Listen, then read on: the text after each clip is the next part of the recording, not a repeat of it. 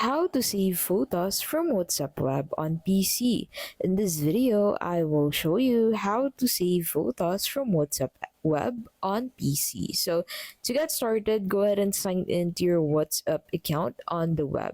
So to be able to sign in, you'll need to enter your phone number or scan the QR code that you have found on your screen. Now, once you have signed into your account, go ahead and head over into that conversation where you want to save a photo from.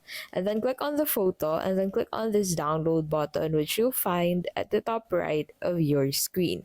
Now, this will start downloading into your local device, and then once you view your downloads folder, you'll be able to find that image on your downloads folder.